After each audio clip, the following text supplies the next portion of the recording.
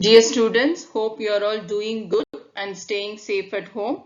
Now we are going to start with the session with BCS, that is Biological Control System. In this session, we are going to study about Unit 3, the very important topic, root locus technique. So before going into your root locus technique, let me give you the preview of the topics what we have been studied previously now. Started with the unit 3, we have studied about the Bibo stability analysis and we have studied the location of roots on the S-plane. So based on that, we are going to determine the stability of the given system. Two different methods we have for determining the stability of the system. The first method is your Routh-Hurwitz criteria method. The second method is your root locus technique. Now I'll tell you the difference between your Routh-Hurwitz criteria and the root locus. So what is root locus? The root locus is nothing but the path taken by the roots of the characteristic equation when the open loop gain k is varied from 0 to infinity. So this technique was introduced by W.R. Evans in 1948.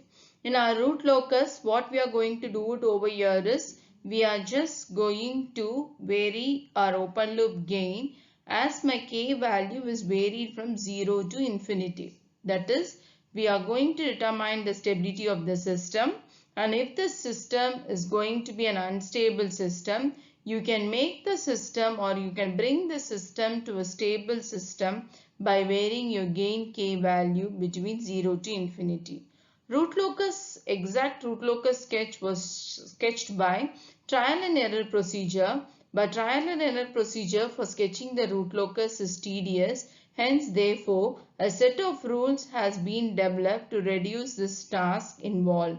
And therefore, we were using a step-by-step procedure for sketching the root locus, from which we will be able to get the appropriate sketch more accurately by using few trials.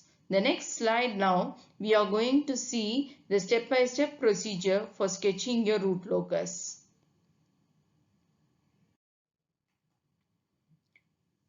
So starting with the slide, procedure for constructing the root locus. The first step, step 1, you need to locate the poles and zeros of G of S, H of S on the S-plane. G of S is your open loop gain, H of S is your feedback gain. H of S value, if it is not given, please take this H of S value as a unity. Now the root locus, always remember that the root locus starts from an open loop poles and it will end at my zeros. Now how to determine the poles and zeros for a given open loop transfer function, we will see to it when we are proceeding the problem. So just remember that step 1 is we need to locate the poles and zeros of G of S and H of S on the S-plane, and the poles will be marked by a cross sign on the graph sheet and zeros will be marked by using small circle. So you need to take a normal graph sheet. Let your x-axis be a real axis and y-axis be an imaginary axis. So the poles and zeros values what is being obtained for a given open loop transfer function, mark it by using a symbol cross and small circle. And one more thing you need to remember is the number of root locus will be equal to number of poles. For example, for the given open loop transfer function, you have got your number of poles to be equal to 3. Then the number of root locus you will be getting will be 3. So this you can take it as even as your hint also to check your final sketch of the root locus on your graph sheet. So here n determines the number of poles and m always determines the number of 0. So for the first step itself is a very important step. From this step you are able to find out how many number of root locus you are going to get it for the given open loop transfer function. So remember, number of root locus should be equal to the number of poles. Take a graph sheet, mark the poles and zeros. Poles will be marked by using cross symbol and zeros will be marked by using small circle. Step 2, we are going to determine the root locus on the real axis. So here For example, I told you before earlier, if the number of poles is going to be 3 means you will be getting 3 root locus. And from your step 2, always you are going to see to it one root locus will lie on the real axis. So from your step 2, you are going to find out one root locus, and that root locus it is going to lie on the real axis. Now how we are going to say that root locus lies on the real axis is, take a test point on the real axis. A test point is nothing but it is going to be your own imaginary point or a consideration point. Now choosing a test point on the real axis, to the right of the test point you see how many number of poles and zeros you have it. If you have odd number of poles and zeros, then the point is going to be a part of the root locus. If the number of poles and zeros is going to be an even number, then you don't have a root locus lying on the real axis. So a test point has been taken, an imaginary point is taken. To the right of the test point, you see to it how many number of poles and zeros you have it. If you have it as an odd number, then you can start sketching the root locus from the origin to the test point. Or otherwise, if it is going to be an even number, then you don't have a root locus to be lying on your real axis. So this is your step 2. So in this slide, we have concluded our step 1 and step 2. Now in the next slide, we are going to see your step 3.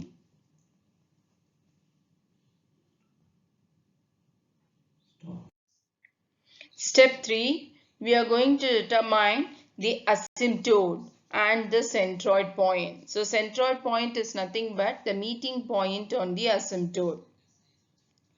What is an asymptote? An asymptote is nothing but a slope line which is going to be drawn on your graph sheet. Now how to determine the angle of the asymptote? It is given by the formula plus or minus 180 degree 2q plus 1 divided by n minus m, where q is going to be taken as the value 0, 1, 2 till n minus m. So as we have been taken as an example as a number of poles to be equal to 3. So for example, if n value is 3 and m value is 0, so how long you will be taking your q value is, q value will be taken for 0, 1, 2 and 3. So for this different values of q, substituting over here, you will be finding out the angles of the asymptote.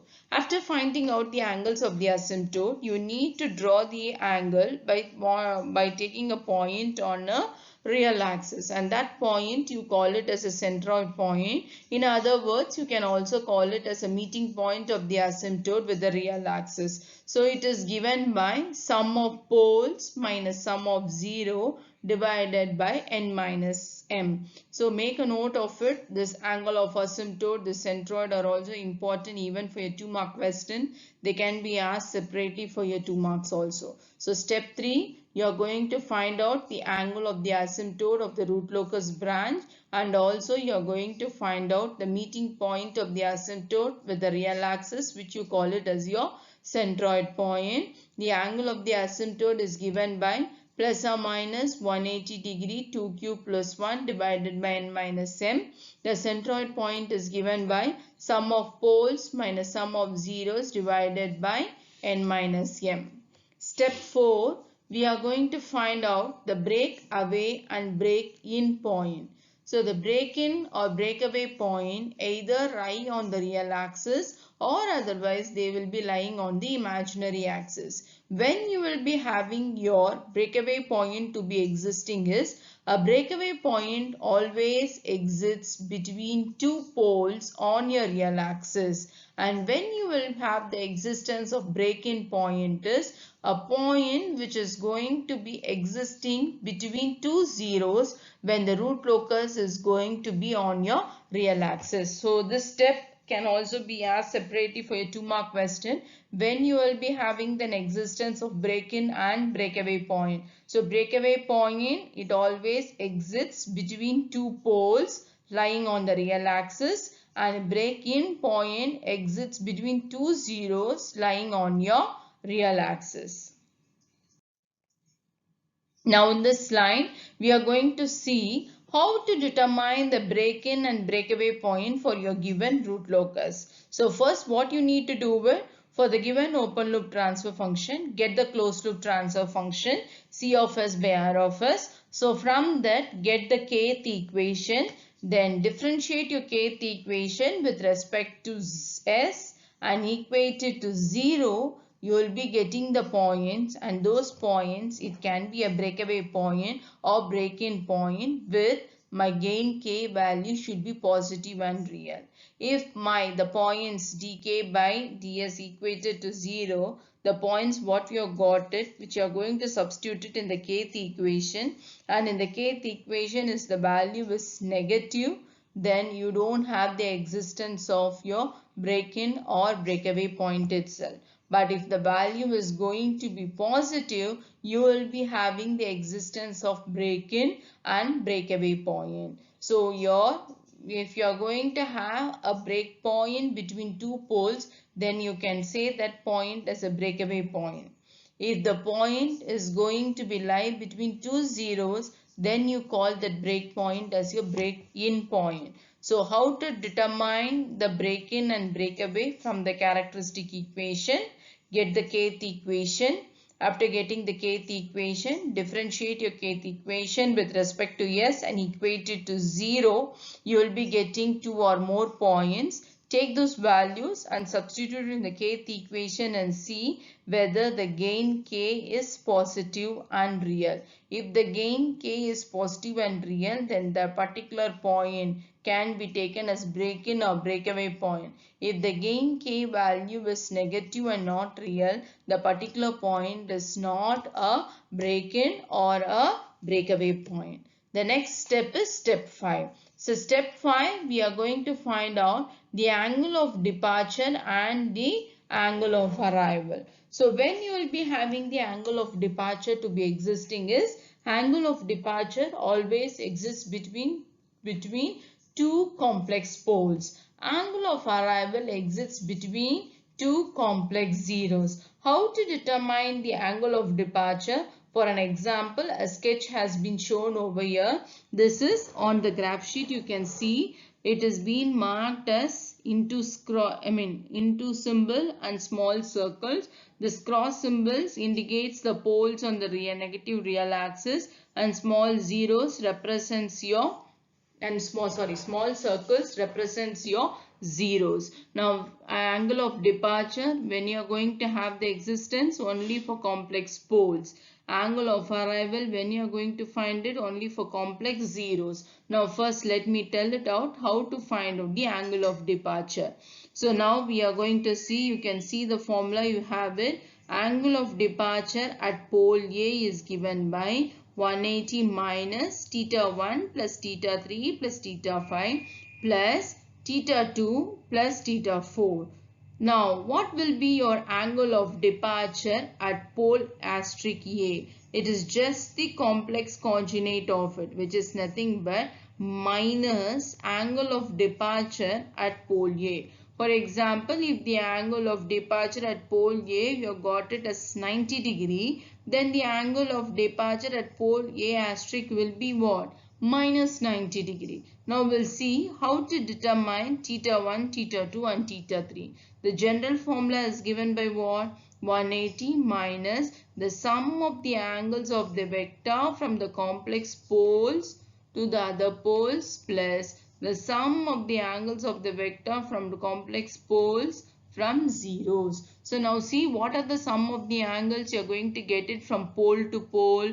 You have from A is a pole. From this A you have another pole. Let it be theta 1. Then you have an pole at A asterisk. Let it be theta 3. And another pole you have it is theta 5. So that's what I have written it here in the formula as what? 180 minus theta 1 plus theta 3 plus theta 5 plus sum of the angles of the vector to the complex poles A from zeros. So from complex poles A to 0, what are the things you have it? Angles. From complex poles A to 0, you have angle theta 2. Similarly, you have your angle theta 4. So theta 2 plus theta 4. Now let us see to it How to determine this theta 1, theta 2, theta 3, theta 4 and theta 5?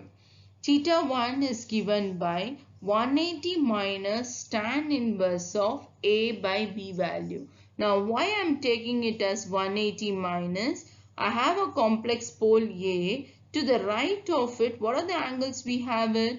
We have theta 2 and theta 1. So those angles, when I am going to take it, always take it as 180 minus tan inverse of, what is the y coordinate value? A. And what is your x coordinate value? It is B. So theta 1 is given by 180 minus tan inverse of A by B value. Similarly, theta 2 is given by what? 180 minus tan inverse of y coordinates divided by x coordinate, which is given by A by C. Now next comes the theta 3. Theta 3 is exactly at the right angle. So I can take my theta 3 to be equal to 90 degree. Now when I am going to determine my theta 4 and theta 5, theta 4 and theta 5 is going to be at the left of your complex poles. Hence therefore you are going to take it only directly as tan inverse, not as 180 minus of. 180 minus of, you should take it only to the right side of the angles what you have with theta 2 and theta 1. But for theta 4 and theta 5, you need to take it just like that. Tan inverse of y coordinate value A divided by D. Similarly, theta 5 is given by tan inverse of y coordinates A divided by your C. So from this, the angles has been obtained. Those angles you substituted in the formula, you will be getting an angle of departure. If you got an angle of departure as 90 degree, what will be the angle of departure at pole A at the complex coordinate? It will be minus 90 degree. The same way we are going to do it for your angle of arrival. But an angle of arrival is what? Angle of arrival is going to be obtained only when you are going to have complex zeros. So that we will see it in the next slide.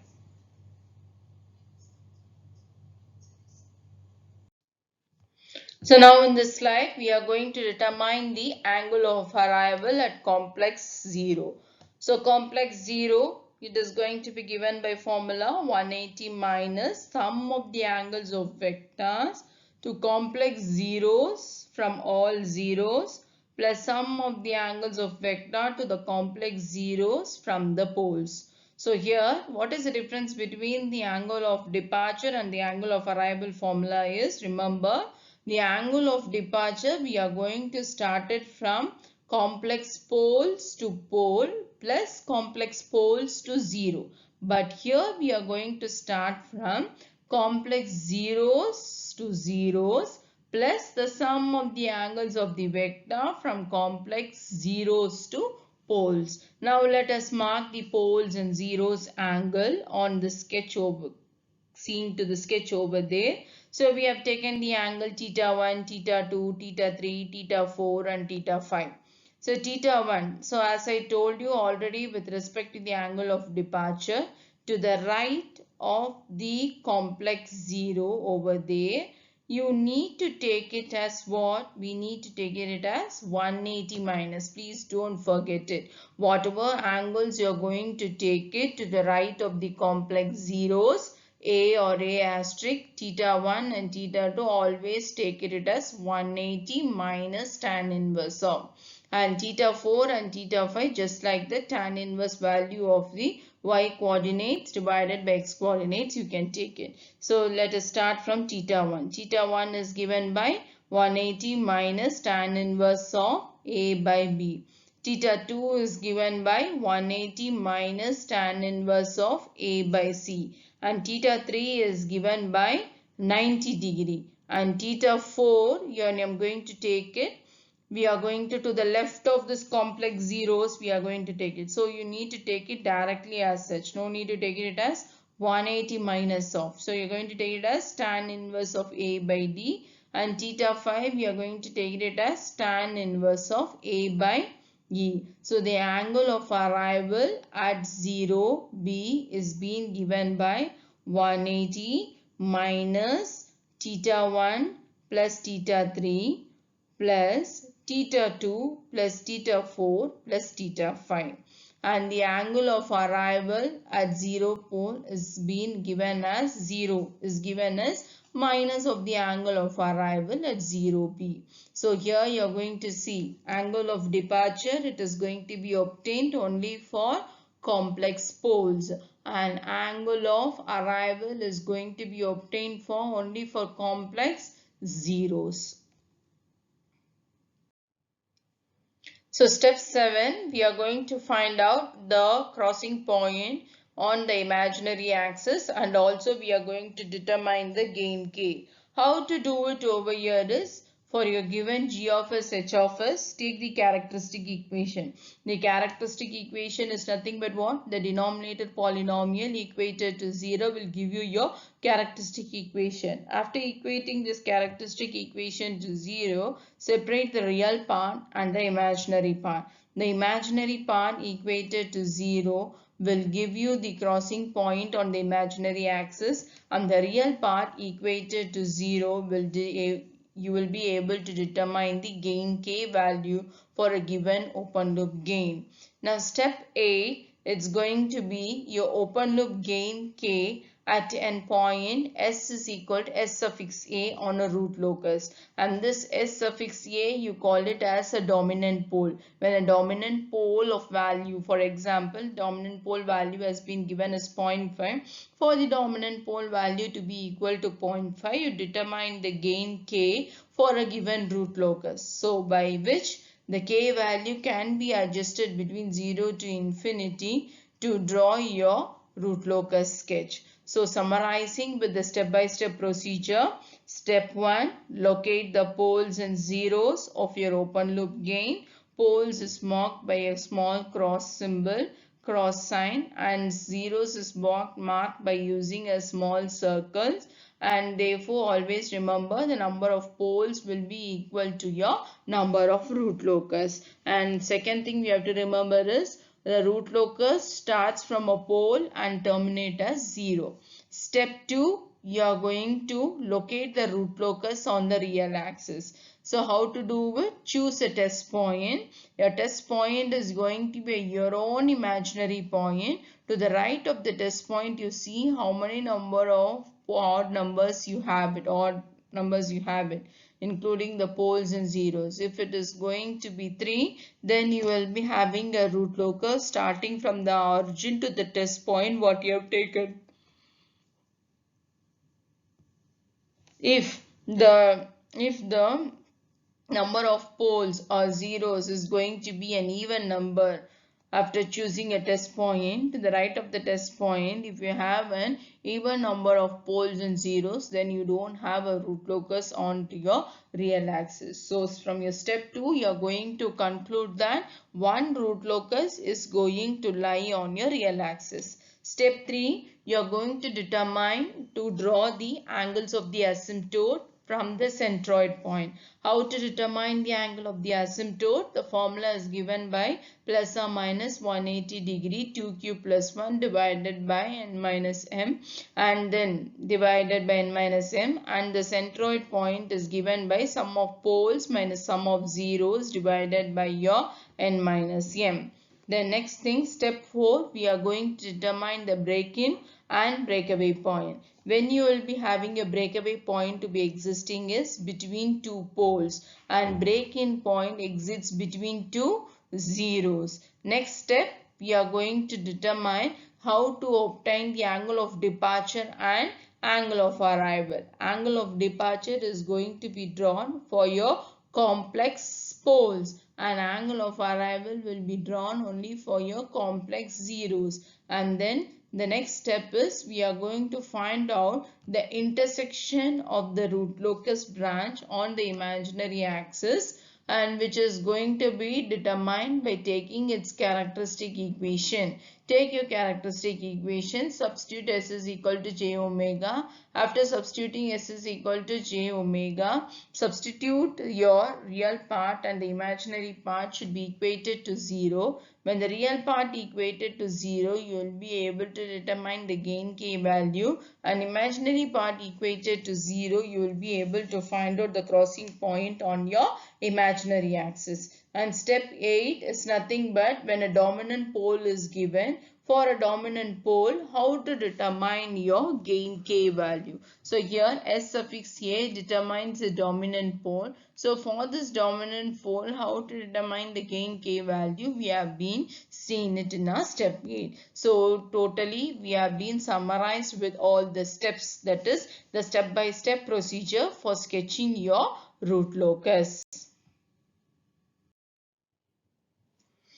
So now we are going to start with the typical sketches of root locus. So when you are going to draw your typical sketches of the root locus, you need to find out the sketches. The sketches what you are going to draw with, it should come within these shapes only. So if your sketch has been going somewhat out of this given sketch, then you can see to that you've been gone wrong somewhere on your problem. So the typical sketches of root locus, what I've drawn it is even important for your 2-mark question. So the shape of the root locus sketch will be in and around of these typical sketches. In the first sketch, you can see you have an angle of departure with the asymptote and the centroid point. The second sketch, you have an angle of arrival with the breakaway point. Then sketch number 3, you have an angle of asymptotes with the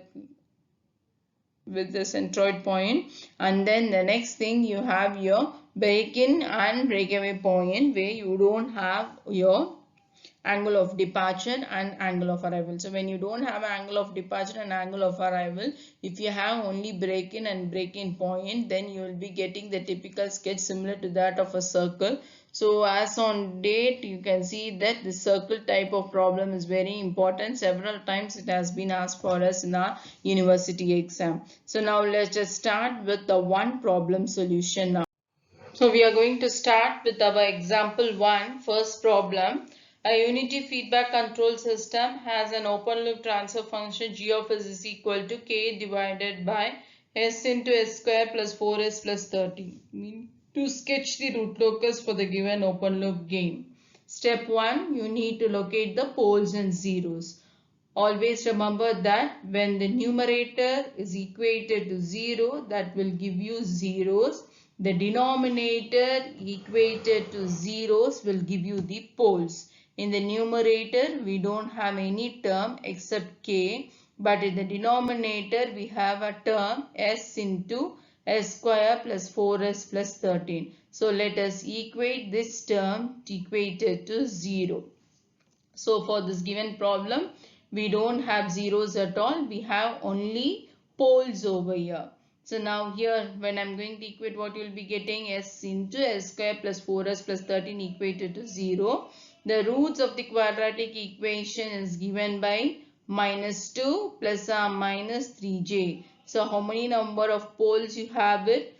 Number of poles is equal to the cubic power of the, or otherwise the power of your s term, which is your cubic power. So 3 poles we have 0, -2 plus 3j and -2 minus 3j. The poles on the graph sheet. Now we are going to take a graph sheet. Take a suitable scale, x-axis, y-axis. X-axis is going to be your real axis with your positive and negative value, and your y-axis is going to be your imaginary axis having your positive and negative coordinates. Now mark it on your graph sheet. Now pole is marked by using cross sign at 0, then -2 plus 3j and -2 minus 3j.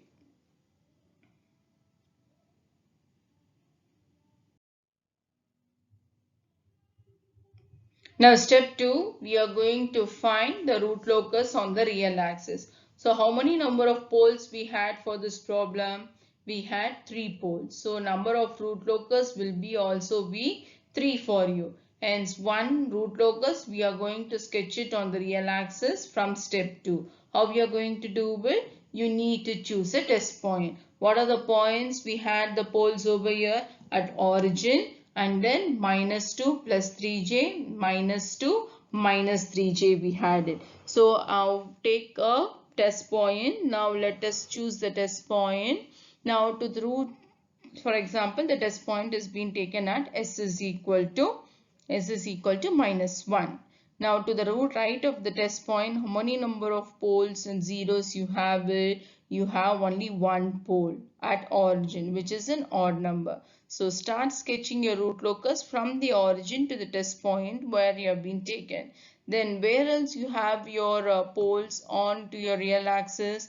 You don't have any poles on the real axis. So you have only one pole at the origin. So wherever you are going to choose a test point, to the right of the test point, you are going to have only one pole, which is going to be an odd number. Hence, therefore, the entire negative real axis will be a part of a root locus. Hence, therefore, you are going to mark the root locus on the real axis. It is being shown by a bold line on the graph sheet. Darken that line. Okay, so step 2, the entire negative real axis is going to be a part of the root locus. And always remember, for a given transfer function, one root locus branch will start at the pole and the origin and travel through the negative real axis to meet the 0 at infinity. Hence, therefore, the negative part of the entire real axis is going to be a part of your root locus. Now step 3, you are going to determine the angle of asymptote and centroid. So you have the formula for determining the angle of asymptote. So now here we are going to find out the angle of the asymptote, which is given by the formula plus or minus 180 degree 2q plus 1 divided by n minus m, where q is going to be taken between the values of 0, 1, 2, 3 up to n minus m. So here for our problem, m value is 0 because we don't have zeros at all. We have only poles. So number of poles is going to be equal to 3. So now start determining for these different values, starting from q equal to 0, 1, 2 and 3. So when q is equal to 0, the angle you are going to obtain is plus or minus 60 degree. When q is equal to 1, the angle obtained is plus or minus 180 degree. When q is equal to 2, the angle obtained is plus 60 degree. So minus plus 60 degree can also be written as how? Plus or minus 300 degree. And q equal to 3, you are going to get it as plus or minus 60 degree. Actually, when I'm going to calculate it, your value, what I'm going to take it over here, you'll be getting it around when q is equal to 2, right? When you'll be getting the angle plus or minus 300, which you can write it as minus plus of 60 degree, taking in the anti-clockwise direction. Similarly, when I'm going to determine q equal to 3, you will be getting plus or minus 420 degree actually when you are doing this calculation, but when you take it in the anti-clockwise direction, because one complete circle is 360 degree. So when you take it in the anti-clockwise direction, you will be getting, you can write it as plus or minus 60 degree. Why we are changing it in that way is, you are making it in such a way such that the angles are being repeated for you, which will be easy for you to draw the angle of the asymptote by your taking your centroid point. So the next slide, we are going to see how to determine the centroid point. Centroid point is nothing but it's going to be the meeting point on your real axis.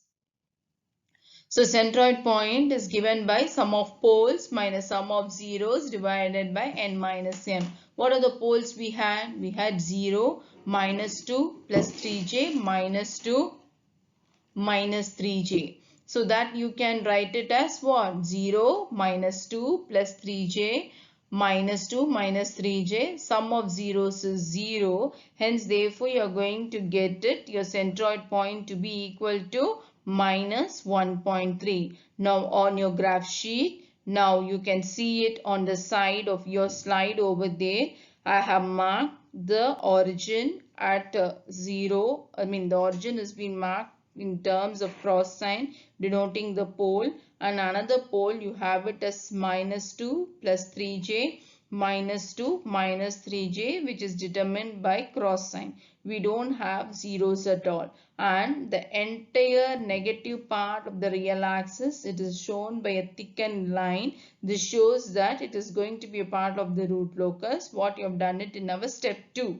Now step 3, you are going to mark the angle of asymptote. The central point we got it as minus 1.33. All these things you need to do it on a normal graph sheet. You have to take a graph sheet and you have to do it. Any queries or anything you have it, you can refer to your control system book which you have it, or otherwise you can refer to the PDF of the textbook what I have sent it for you, so that you will be getting a clear clarity of it, right?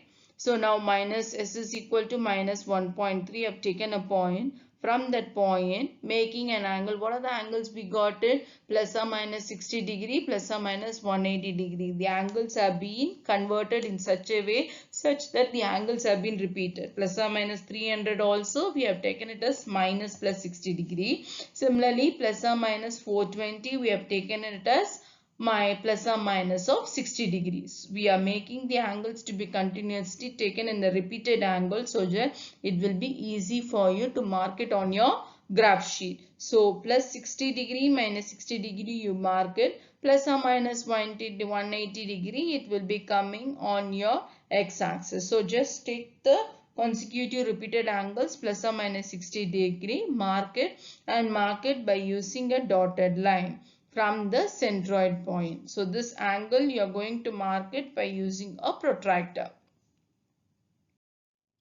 Now going to the next step, step 4, we are going to find out the breakaway point and break-in point. When you will be having a breakaway point to be existing between two poles, you will be having your breakaway point to be existing. When you will be having a break-in point to be existing between two zeros, you will be having your break-in point to be existing. Now to this problem, you don't have zeros at all. So you don't have a break-in point to be existing. Now similarly, we don't have a breakaway point to be existing because on the real axis we have only one pole lying on the real axis at the origin. So you don't have the existence of break-in and breakaway point. If you are going to have your break-in or breakaway point, how to find it out? You need to get the equation of K from the characteristic equation, differentiate the K with respect to S and equate it to 0. You will be getting the point. That point should be substituted in the Kth equation to see whether the gain K is positive and real. If those points is substituted in the Kth equation is positive and real, then that point can be a break-in or a breakaway point. So the same way over here, we have taken the closed loop transfer function. From the closed loop transfer function, the denominator polynomial will give you your characteristic equation. Take your characteristic equation. From the characteristic equation, get your kth equation. After getting your kth equation, substitute your kth equation, differentiate your kth equation with respect to s and equate it to 0. So you are going to get 2s points, that is minus 1.33 plus or minus 1.6j. Now this s points you need to see to it. For this s value, the k value is going to remain positive or real. So I am just taking my s value to be equal to minus 1.3 plus 1.6j, substituting in the kth equation, and I am seeing I am not going to get it as a positive or real. Similarly, for s is equal to minus 1.33 and minus 1.16j, the value of k is not real. Hence, therefore, you don't have the existence of your break-in as well as your breakaway point. Break-in point, we don't have it at all because we don't have zeros at all. So we don't now if it is so also, we will be having a possibility of existence of your breakaway point.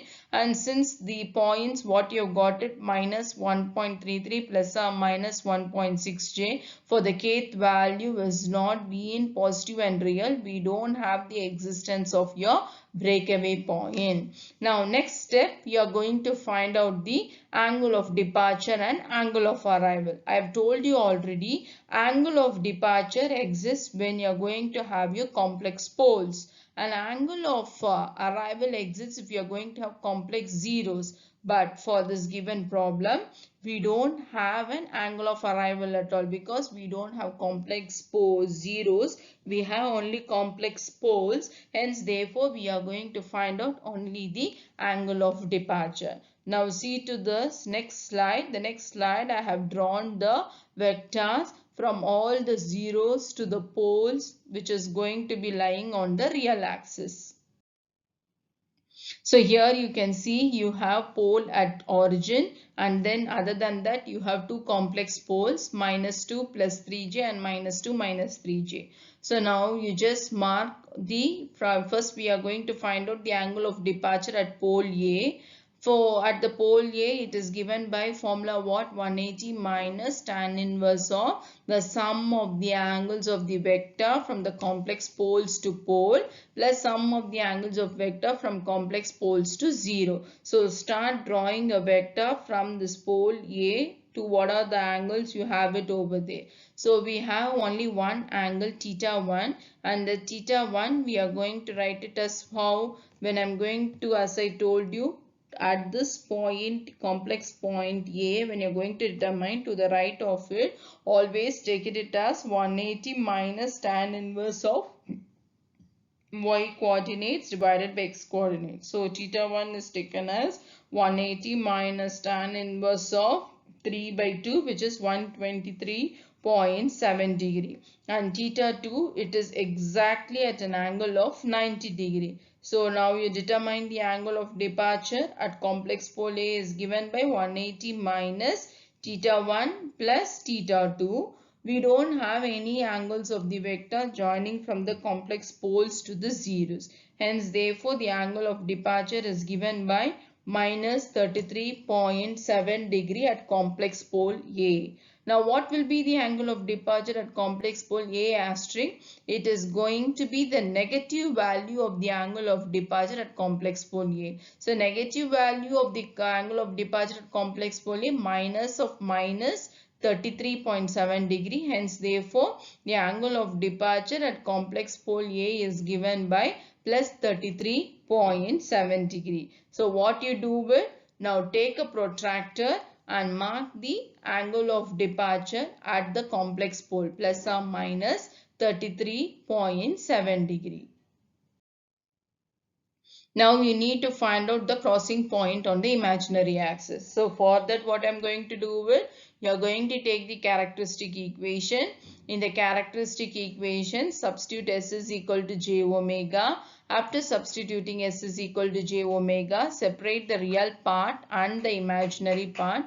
So when I'm going to separate my imaginary part and the real part, the imaginary part is going to be equated to 0, which I am going to get it as plus or minus 3.6, and your real part, when it is equated to 0, we are getting minus 4 omega square plus k equal to 0. Omega square value, you already got it in the previous thing as 13. Hence, therefore, you will be getting my k value to be equal to 52. Now, you need to start sketching your root locus. So, now how we are going to draw a root locus? Already, you have been drawn your angle of departure plus 33 degree 0.7 and minus 33 degree 0.7. Now, what you do will, draw your root locus with the angle of departure passing through your crossing point on the imaginary axis and plus or minus 3.6j. And how long it is going to be drawn? It is been extending. It is just drawn parallel to the asymptote, extending up to infinity. So your complete root locus sketch is shown on the graph sheet. you have three branches. One branch starts at the origin and travels through the negative real axis to meet at 0. The remaining two branches starts at the complex pole along with an angle of departure of plus or minus 33.7 degree, crossing through the imaginary axis at plus or minus 3.6 j and travel parallel to the asymptote to meet the zeros at infinity. So as I told you in the beginning of this problem session, number of root locus should be equal to number of poles. How many poles we had? We had 3 poles. Hence 3 root locus we have got it. One root locus already we have got it in our step 2, that is the anti-negative real axis. We have been framed it as a root locus by choosing it as point. Remaining 2 root locus starts from your angle of departure, making an angle of plus or minus 33.7 degree, crossing through the imaginary axis at the crossing point plus or minus 3j and travels parallel to the asymptote to meet the value at infinity. So for the given open loop transfer function g of s, k divided by s into s square plus 4s plus 13, we have got it now. That is, we have got the gain value k value we have got it as 52. So therefore you can see that we have done the stability analysis of the system by using your open loop gain. After doing the stability analysis of the system, for the particular stability analysis for which value of the gain k the given open loop system is going to be a stable system, we have been determined it. That is, at the k value to be equal to 52, you have got your open loop gain to be obtained as the given open loop gain has been obtained to be a stable system. So this is what we are going to do it on your root locus sketch. So in your root locus sketch, not only we are determining the stability of the system, we are also finding the value of the gain k, for which value of gain k the given open loop transfer function remains as a stable system. We have just founded it. Now in the furthermore slides in the next session, we will be discussing with a few more problems, because it has been required that I need to cover all the problems with relevant to the typical sketches of the root locus. So the first problem, you can see the sketch what you have got it is similar to that of the typical sketch what we have been seen. Remaining 3 more sketches are there. So the remaining 3 more problems covering these general sketches we will be discussing in the next section. Okay. Thank you students for listening to this class. Any doubts or anything you have it, you can just text me, or otherwise we will meet. I will be meeting you people very soon in the online Zoom class. Thank you so much for listening to my class with the patience. Have a good day.